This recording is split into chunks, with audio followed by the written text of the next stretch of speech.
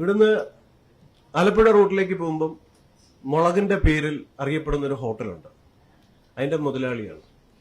ഇത് ലാലേട്ടനോടും ഞാൻ സംസാരിച്ചു.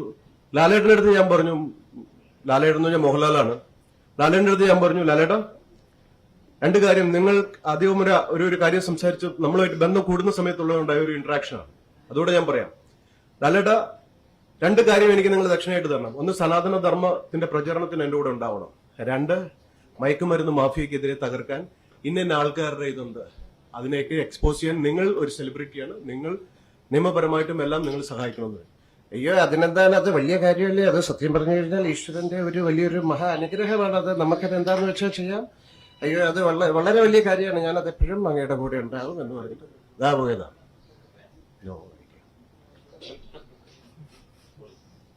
അതെ, എല്ലാരും ഇങ്ങനെ അയ്യോ, എന്താ മക്കളെ ഇങ്ങനെ ചിരിച്ചാൽ മതിയാ? അപ്പൊ ഈ ചിരി മാത്രമേ ഉള്ളൂ.